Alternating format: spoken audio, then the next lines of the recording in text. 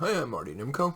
This is a podcast, an episode of my How to Do Life podcast, in which I decided to read you my favorite of the short stories that are in my book, Soloists, which is subtitled Short Stories of Introverts and Outsiders Facing a Dilemma.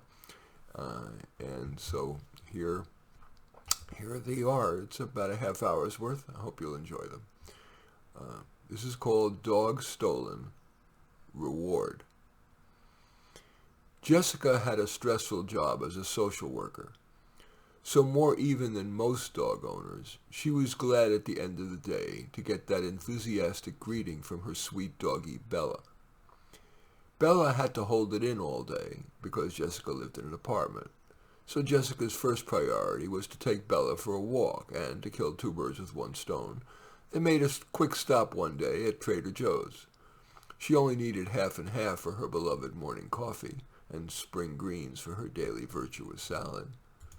As usual, Jessica tied Bella to a post in an inconspicuous place on the side of Trader Joe's. For years, there was never a problem, but today when Jessica returned, Bella was gone. Jessica raced around, drove around, yelling, "Bella!" to no avail. She constantly checked her cell because Bella's tag listed her phone number and the word reward.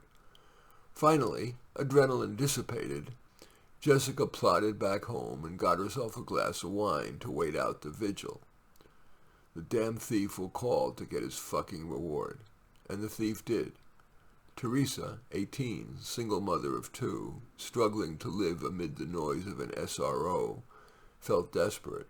So when she saw the docile Bella and the tag saying reward, Teresa took Bella, who, trusting Sweetie, came willingly. Flatly, Teresa said, "I've got your dog, I need $500.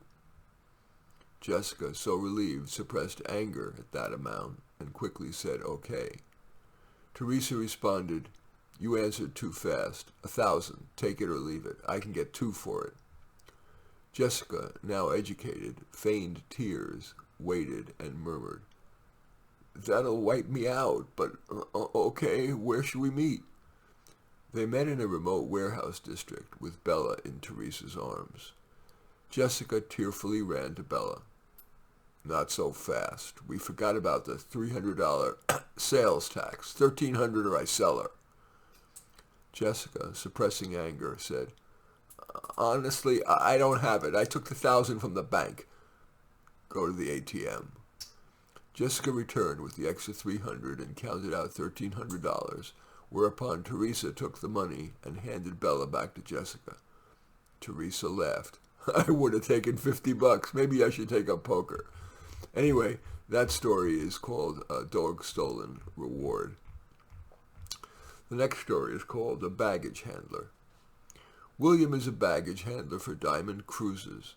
His back is getting bad, but he feels he has no skills and so needs to stay at that job. He resents that in the rich passengers and decides it's payback time. He knows there's a gap in surveillance when disembarking passengers are picking up their luggage. He had his friend James take a piece of expensive luggage that had a sweet tag on it, SUITE. They did it a number of times and found nothing, but this time they struck gold, or I should say, coke. They opened the suitcase to find in the lining a white slab. James exclaimed, "It must weigh 10 pounds!" They Googled to learn that if you put a bit on your tongue and it's bitter and numbs your tongue, it's cocaine. It was. Then they Googled to find that it's worth at least $100,000. James said, "Cool, how should we sell it? And the split's 50-50, right?" William thought, recalling how coke had ruined his friends' lives, and said, "Dude, I can't." William then called the district attorney and told all, whereupon James ran out. Then, before the cops came, William called the San Francisco Chronicle and told the story. It was the next day's front page news.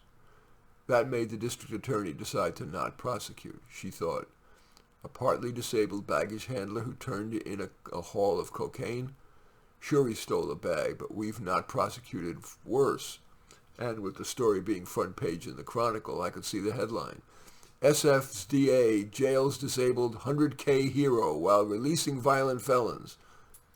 When Diamond Cruises saw the story, they too decided it would be bad publicity to fire Williams, so instead they capitalized on it, excusing his mistake.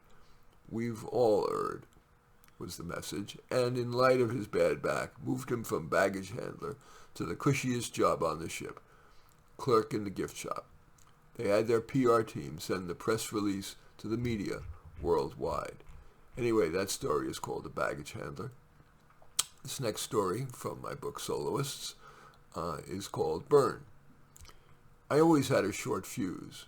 My father nicknamed me Burn. My parents are the opposite, quiet, calm.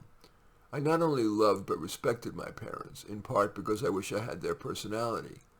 That love and respect, plus my liking still living with them, and to be honest, being a little scared to go to an away college, made me wonder if I should just go to the local commuter college. But I did go away, in part because I was curious about the lifetime friendships that the college's marketing touted. But my experience in the dorm made that unlikely. I couldn't stand all the silliness, partying hard in the middle of the week, many kids drunk or stoned a fair amount in between, and tradesy sex. That was the kids' term for everyone screwing everyone. I found it all lazy, and, a fancy word I learned in college, dissolute. Actually, I felt angry about it all, at them, at the college's marketing BS, and even at myself for not fitting in. At Christmas, I told my parents that I was thinking of transferring to a commuter college. They urged me to give it another try. I agreed, but insisted they let me live in an apartment. They agreed, as long as I took a part-time job to help pay for it. During the Christmas holiday, more than they ever had, my parents went into detail about why my mother left the house in the middle of the night twice. The cops had called to say her store had been arsoned. The cops said that the community doesn't like Asian businesses in their neighborhood. Then my dad talked about what it was really like for his grandparents in the Japanese internment camps in World War II. To try to understand it all, including my own reactions and my own personality, I majored in psychology, and while I had doubts about the power of the professor's explanation for people's malaise, such as family of origin, trauma, and sociological influences, I bought it well enough to stay with the major. And because afterward I preferred more school to getting a job, I applied and got into and all the way through a PhD in clinical psychology. But I found those theories didn't help my clients much. Yes, my clients got more insight into themselves, but too rarely was their life much better. As often, the therapy made them feel like victims. They tended to blame their problems mainly on things outside their control. Worse, too many stayed focused on their past rather than on moving forward. I sometimes felt angry at them, and more often at my training. I knew I needed a new career. I thought about taking my dad's advice and going back for a computer science degree, but couldn't make myself do it. I wanted to be my own man. So I tried a variation. I went to a video game design boot camp, but no one would hire me except as a $15 an hour game tester. Boring and dead end. What have I decided to do? Drive an ice cream truck. At least that's something I believe in, and I make every customer happy. Today, my parents threatened to disown me, and in anger, on my phone, in front of them, I made a YouTube of me burning my PhD diploma. In any case, that story is called Burn. Let me get a little water here, and then move on. The next story is called Prince Charming.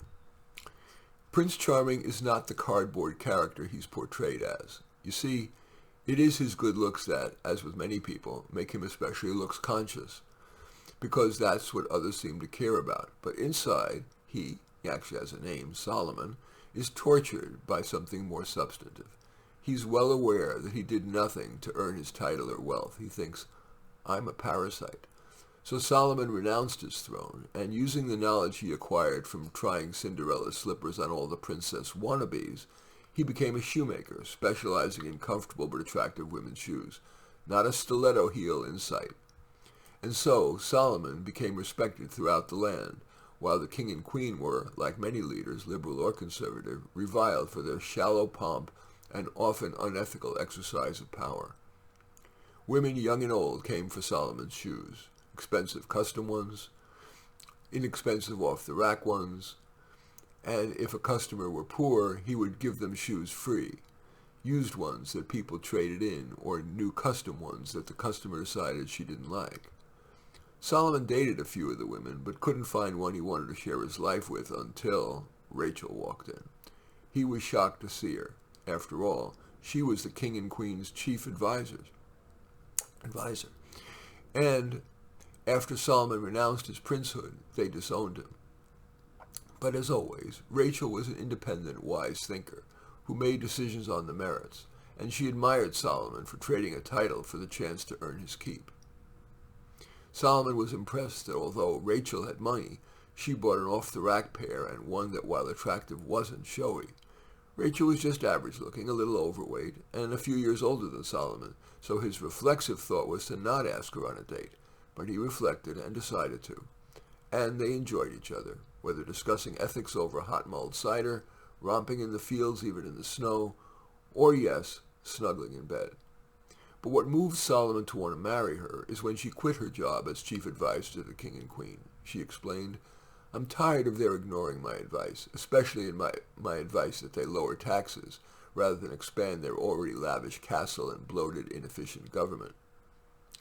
He asked, "So, do you have any idea of what you'd like to do to earn a living?" She replied, "Be your partner in the shoe store." He replied, "Yes, absolutely, but will you also be my partner in life?" She said not a word, but looked into his eyes, cried, and hugged him. Some of the townspeople, who Solomon and Rachel privately called the mob, laughed. One group of them, in the middle of the night, even painted graffiti on the side of their shoe store's cottage. "See how far they've fallen?" But Solomon and Rachel decided to invite the entire town to the wedding. Because they thought it wiser to use the money to buy a home than on a party, even a wedding party, they held it in the field where they had romped and made luncheon potluck. Solomon and Rachel invited his parents, the king and queen, but were fairly sure they wouldn't come. After all, they had renounced him, and Rachel had quit working for them. But while the king and queen were the last to arrive, they did, just in time for the ceremony. And when Solomon and Rachel, in their exchange of vows, simultaneously said, "And we pledge to give as much love to the world as we give to each other," the queen cried, the king pursed his lips, and they promised each other that from that day forth they would try to live and lead by those words of their children. Yes, the king and queen would think of Rachel as their child. In any case, that story is called Prince Charming. The next story is called Boring Man. Sal is a package reboxer for Lux d'Italia, which sells high-end leather, jewelry, and stemware. When customers return items, Sal's job is to inspect them to see if they're in saleable condition and then rebox them so they look like new. Sal is in his 22nd year on that job and likes the stability and security. The customer is ever growing, continually improving its search engine optimization and shopping interface, as well as its Google and Facebook ads. Sal's main recreation is bocce. He goes twice a week to the Italian-American social club's bocce court. Actually, they pronounce it boce, I hear, where he plays 2 games. The conversation is limited mainly to the likes of, "Good roll," "What's the score?" and "See you next time." Then 2 things happened within a month of each other that disrupted Sal's stasis. A consultant said that it's more efficient for each reboxer to have fewer types of packages to rebox. Sal was already bored with his job, but that pushed him to find some sort of novelty. And then his wife left him because she was, well, bored with Sal. Sal had never done much on social media, let alone on the cool Instagram or TikTok. Because he didn't know how to make videos, he chose Instagram, which allows text messages. He described himself as a 15-year-old girl, Sally, joined a group of similar girls, read their posts, and then started to post and to respond. He started with safe messages. For example, "What's your favorite outfit?" And a girl named Tina wrote, "Oh my God, crop tops!" But then he decided to be more substantive, asking about parents, friends, drugs, sex. One girl, Mia, responded ever more often, and then she wrote, "I'm so glad you ask about this stuff. It's what I think about. And your answers are like so mature. I think I love you." Sal, feeling flattered, scared, and responsible, decided he'd better tell her who he is. even though that would probably mean she'd ghost him forever. Her response, "You're the friend I wish I had, the dad I wish I had." Sal wrote back, "I'm flattered. Feel free to message me, but you'll need to take the lead. I certainly don't want to be a stalker." They exchanged a few more direct messages, each a little lighter, and finally, she stopped. Sal decided he wanted more modest changes, so he told his boss that he had to get the full range of boxes to Reeboks or he'd quit, and the boss agreed. Sal quit the Bocek group and joined a softball team.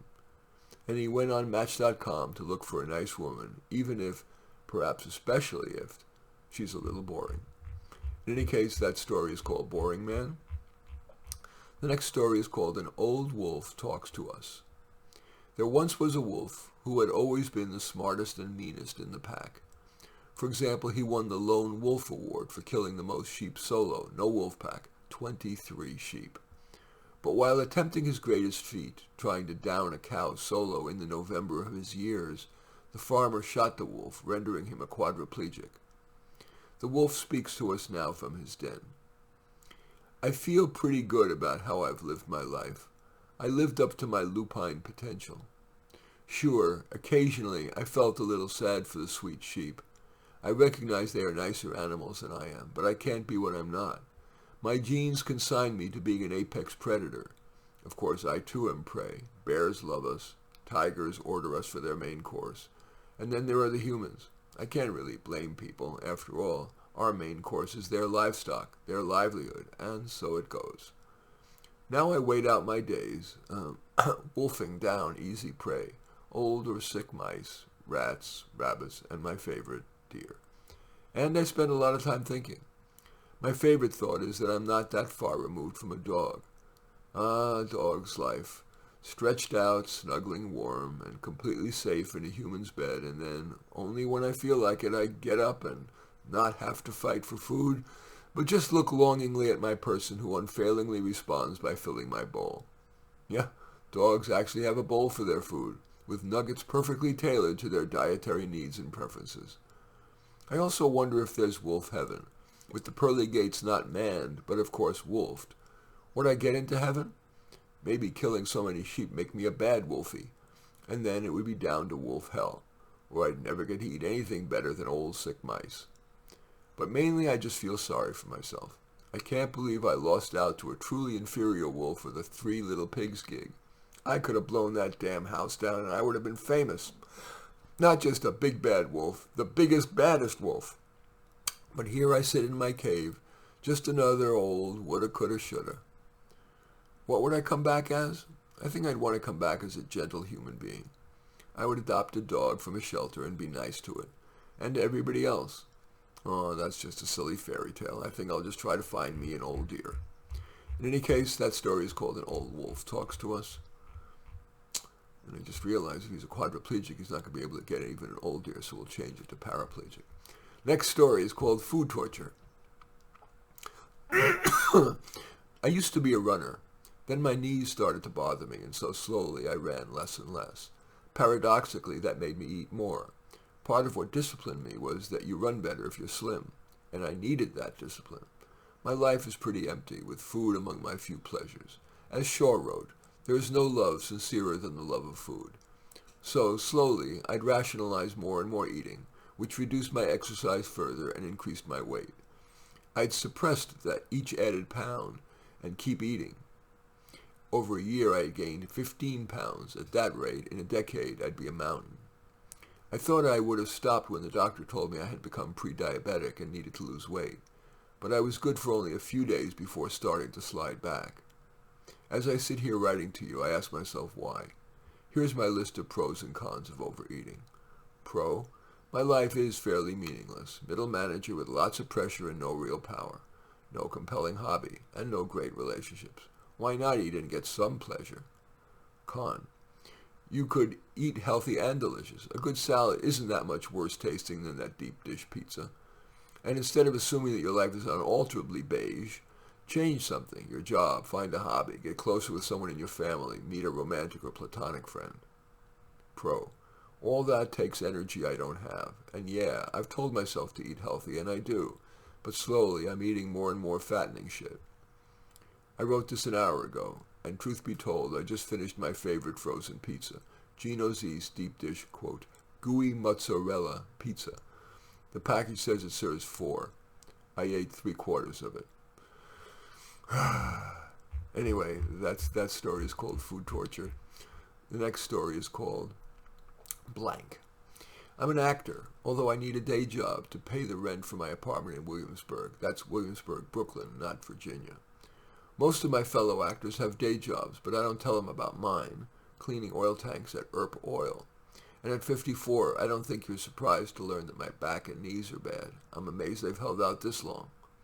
I wasn't surprised when I was invited to audition for another part of my home theater, Brooklyn Community Theater. After all, I had pretty big roles in Death Trap, Brighton Beach Memoirs, and Hamlet. No, not the title role, but King Claudius isn't too shabby. But I didn't expect I'd be invited to audition for the lead, Willy Loman, in Death of a Salesman. Ever since I was 50, that was my dream role. But in my previous play, which was a year ago, I had trouble getting off book, that is, memorizing my lines. And twice during the run I went blank, or as they say, I went up, which is rather a poor term for forgetting your lines. Going down would seem more apt. Am I starting to get Alzheimer's, or is it just standard aging? And the Willy part, I actually counted 350 lines. I thought, I don't have to memorize anything for the audition. They'll just have me read from the script, but what if they cast me and then I can't memorize that much? I'd hate to drop out in the middle of rehearsals. It would be tough to get someone else, at least someone good, who'd be willing to cram all that memorizing, not to mention acting, into just a few weeks. But I tried to memorize at least some sides, those are the pages that the director asks you to read in an audition. The director usually chooses important passages, like in Salesman. I put 34 years into this firm, Howard, and now I can't pay my insurance. You can't eat the orange and throw away the peel. A man is not a piece of fruit. And I did have more trouble memorizing than ever before. I even Googled to find techniques for memorizing a part and found a multisensory approach. I made a recording of key scenes on my phone, then listened to them while I read along. When I felt I knew what my next line was, I turned away from the script and said it. That way, each time I got instant feedback. That helped, but I came away feeling that auditioning was risky. I was tempted to cancel my audition, but give up the chance to play Willy Loman? I couldn't resist, so I showed up. And there, waiting in the lobby for their turn, were 7 Willys, 7 old guys, all dressed up in the beaten-down style Willy would wear. Everyone wants to look the part. I had plenty of time to stew or to walk out. It turns out I was last to audition. That's usually great because directors like to save the best actor for last so they can compare that actor with all the preceding ones. Not surprisingly, because of my experience at that theater, and because I had practiced so much and had only to read, I did fine, and the director offered me the part on the spot. In previous years, I would have been ecstatic, but because of my fear of going up on my lines, I was tempted to tell her how nervous I was about memorizing, and that she might want to give the part to someone else. But I couldn't muster the courage, so I said only, "Thank you, it would be an honor." But I did struggle to learn my part, multisensory approach or not, even though I studied before work, during most breaks, and after I got home. I loved the first rehearsals, when we were just reading from the script. Everyone knows that Salesman is an iconic play, maybe the ultimate anti-capitalist play, and all the roles are great, so the director was able to recruit top talent, not just the actors, the set designer, the lighting designer, the costumer, the makeup artist, the stage manager, the prop mistress, everyone. I suppressed that I'd soon have to know 350 lines, and that I'd have to keep knowing them through the play's 16 performances. Then came the first off-book rehearsal. I had never been scared at one before. At the first of those, actors would, without embarrassment, occasionally call line, and the stage manager would patiently say the first few words. But I knew that my memorizing wasn't at all solid. It was jello, and I was scared. It turned out to be worse than I had even feared. I called line 6 times, and once I just went blank, deer in the headlights blank, for a full 5 seconds before I could muster line. Everyone was nice about it. After all, if they weren't, it would just make the actor more nervous and therefore more likely to be a problem. No actor likes it when a scene partner goes up on his lines, let alone during a performance, so it serves them to appear patient and supportive. But I knew what they were thinking. So at the end of the rehearsal, I told the director I was too afraid and that I couldn't memorize all the lines, and so I was dropping out so another Willy had plenty of time to get off book. She feigned sadness. I'm sure you could do it, and you're a wonderful actor. But like all theater people, they know how to fake it, and I was sure she was relieved. I went home and thought, now what? Just more cleaning oil tanks and fucking up my back even more? I thought about teaching acting at a college or acting school, but I'm more a natural than a schooled actor. I don't think I could teach what I do. So I help out during rehearsals and plays at the high school, teaching kids basics like don't act, react, and project. You can be a great actor, but if the audience can't easily understand what you're saying, you failed. Diction, diction, diction. I'm surprised that I'm enjoying that even more than acting. When you're an actor, you're mainly waiting for the right audition, waiting to see if you're cast, waiting until it's your scene at rehearsal and at all the shows. And it's all stressful. Helping the kids is all pleasure, all helpful, no stress. In years past, if I wasn't cast, I wouldn't see the show. Too painful. But with Salesman, I will go to opening night. And with renewed appreciation for all the work and talent that goes into even a community theater production. The next story is called Waiting for the Answer. When I graduated from an Ivy, everyone was happy. When right out of college I got hired as an HR management trainee, everyone was happy. When I married Todd, everyone was happy. When we had a child, everyone was happy. Our Christmas cards portrayed the happy family, and then we got divorced, and no one was happy. I got to keep the house, but despite a good alimony and child support deal, to afford the mortgage and everything, I needed to come out of retirement after 6 years and get a job. Of course, I was scared that the gap in employment could be a deal killer. Ironically, rather than that motivating me to do a thorough job search, it made me procrastinate. But when the dunning notices from the bank got more and more scary, I channeled my fear into getting super prepared. I printed my resume. I even kept playing with the space between lines, and I settled on 2 points. I hired an interview coach, especially to help me concoct a good answer for, why have you been out of work so long? I knew it probably wouldn't work to say that being a domestic engineer will make me a better HR manager. We practiced on video until I sounded smooth and confident. Then I applied, and applied, and applied. The usual response was no response, or at best, a thanks but no thanks.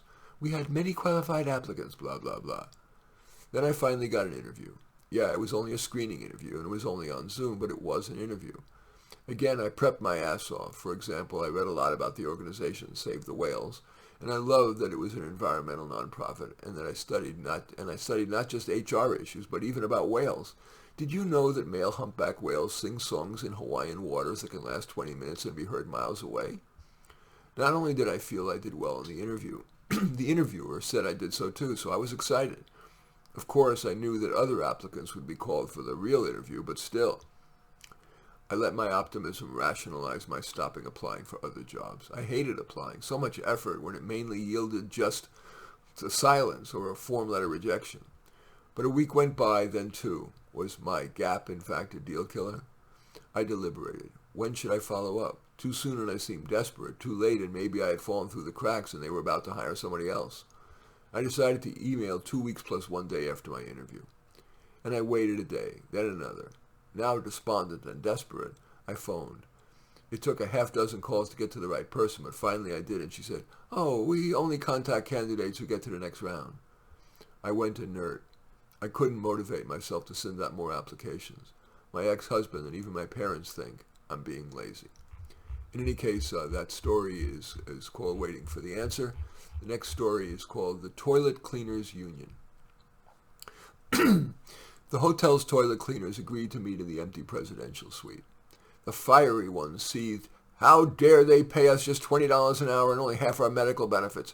Raise your hand if you'll join me in storming the manager's office." She raised her fist, and then all the other 4 did, and they marched into the manager's office. The fiery one demanded more money and 100% employer-paid health care, whereupon the manager, for the first time in his life, decided to be fully honest with her employees, even if it would cost her job. "You are lucky to have your job. You have no skills. 20% of the time you don't show up, sometimes without even calling in. Yet you get much higher than minimum wage, plus I pay 50% of your medical benefits. I make a point of praising you, and often give you a free gift card even for a minor thing. I am disappointed in you." They retreated back to the presidential suite. "Now what?" a quiet one asked. The fiery one roared, "We go on a slowdown. We'll clean those fat cats' toilets just once a week. For once in their life they can smell their own shit." If they don't like it, they can clean their toilet bowl with toilet paper. The other four nodded, one vigorously, the others tentatively. Days passed, and not one guest complained. Perhaps because toilets don't start to smell so quickly. Perhaps because they didn't feel it was worth complaining. And that is the first example I heard of quiet quitting. Anyway, that story is called The Toilet Cleaners Union. The next story is Who Can You Trust? Of course I want to trust the science, but a while back the New York Times reported that the consensus among client scientists was that the Earth was in a long-term cooling trend. Now they insist we're in a long-term warming trend. When they told us back in 2018 that we would have self-driving cars by 2022, I was excited. But now they say it's at least a decade away. But what really got me was when the scientists insisted we had to lock down because of COVID. And only after society was decimated, they admitted it was a bad idea. So I started to wonder, if I can't trust the science, who can I trust? Well, let's start at the top. I remember Sister Mary Ignatius citing Matthew 17-20. If you have faith the size of a mustard seed, just a bit of faith in God, you will say to the mountain, move from here to there and it'll move, and nothing will be impossible for you. Well, I haven't even moved molehills. I'm still a mere functionary at the water utility, and I just lost my dad to cancer after years of misery. Trust in a loving God? Then there was my singing teacher. She told me that if I stayed with it and worked hard, I had professional potential. Well, I stayed with it and worked hard till I was 25, and the most I ever got for a gig was $75. I probably spent 100 times that on singing lessons. Mostly, I sang at open mic nights for free. Then when I was 30, I had finally saved some money. A friend told me that he had done well using a financial advisor in Sacramento.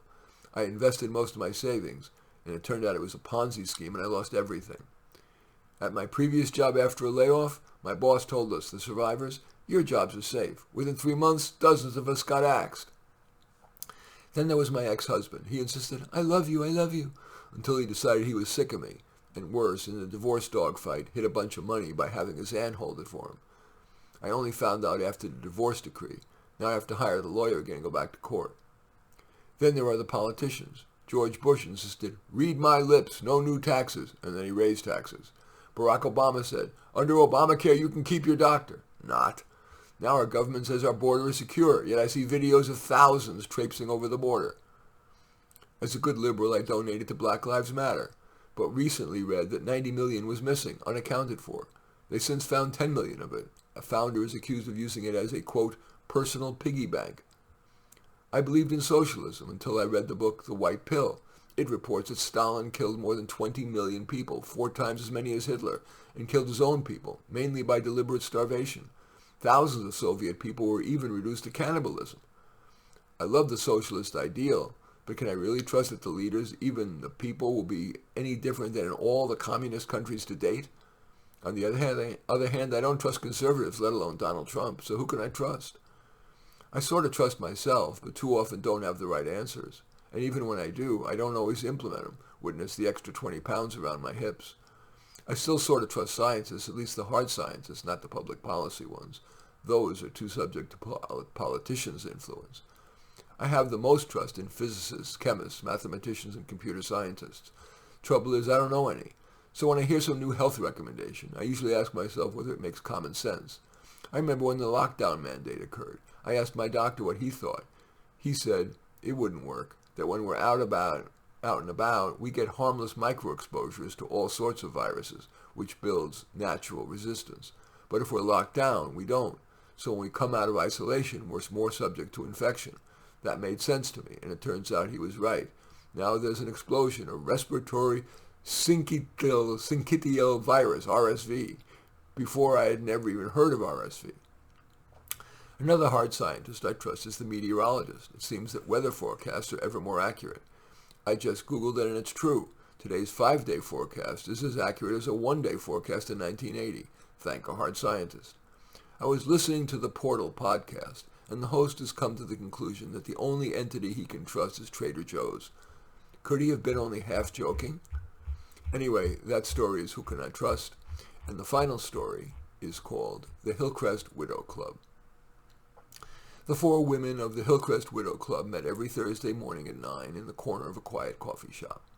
Their statements about their deceased husbands started politely. For example, Mary said, "Yes, it's difficult, but I'm trying to muddle through."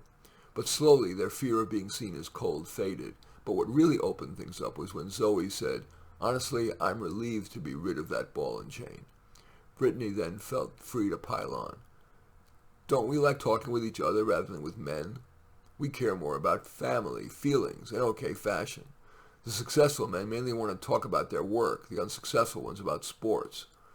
Further emboldened, Zoe said, "And they just care about getting in and out, assuming they can get it up, which for the last decade my husband at least couldn't." And I had to pretend it was okay. Two of the other women nodded. That encouraged Zoe to admit that she had fantasies about lesbian sex. Okay, more than fantasies. Before long, they decided they needed more privacy, so they met in Zoe's plush living room. Mary asked, "How can you afford this?" Zoe replied, "My husband was a lawyer who had one client, but a great one, the Environmental Protection Agency." After a glass of wine or a bong hit, Zoe moved close to Willow, the member who seemed most likely to be willing to kiss. Zoe looked her in the eye, and when Willow didn't avert, Zoe kissed her, as the others watched wide-eyed. Would Willow pull back? On the contrary, she sighed in pleasure. But Zoe sensed it was too fast, not just for Willow, but for the others, so Zoe pulled back and asked if someone would like another hit or a glass of wine. But 3 Zoe meetings later, they all, and I mean all, had a very cuddly experience. But after, Mary whispered something that shocked the others. "I love our Widows Club, but every so often I wonder, are men so bad that we're fine with bashing them? We wouldn't criticize women, let alone BIPOCs. If I did, I'd get the 3 C's, censure, censor, or cancel. Atop that, in so many news shows, and especially movies, TV shows, and novels, a spunky, smart woman usually triumphs over an evil or clueless guy. And when women have the deficit, say we're so-called underrepresented in science, there's massive redress. And yes, reverse discrimination. I know a number of women who got jobs over more competent, harder-working guys. Okay, so did I. Yet when men have the ultimate deficit, they live 5 years shorter than women. Their last decade in worse health. There are 4.4 widows for every widower. All we see is another run for breast cancer. Over the next few meetings, the others began to shun Mary. It was subtle, a little less eye contact, a little more interrupting, and unlike before, no one asked her to get together between meetings. Sad at being ostracized, Mary figured, it's not that big a deal to play the game. She even told anti-male jokes. What do you call a man with half a brain? Gifted. What's the difference between government bonds and men? Bonds mature. What's the difference between a man and a catfish? One is a bottom-feeding scumsucker and the other is a fish. Soon, Mary was fully back into the fold. In any case, that final story is called the Hillcrest Widow Club. All these stories are from my, are of the type that are of my new book, Soloists. There are about 126 of them at this point. I'll be adding these and more in a subsequent edition down the road. But in any case, it's Soloists, 126 short stories of introverts and outsiders facing a dilemma. And as usual, I like to end this podcast with my very favorite quote, which I believe is more valuable than ever in these times, and that is, we find comfort among those who agree with us, growth among those who don't. I'm Marty Nemko, and I do welcome your thumbs up and accept your thumbs down. I always look forward to your comments, and especially like it if you hit the share button below. Share on your social media so that my efforts can have broader impact. And I am flattered if you choose to subscribe to my channel, which never has any advertisements. In any event, I do thank you for watching. I'm Marty Nemko.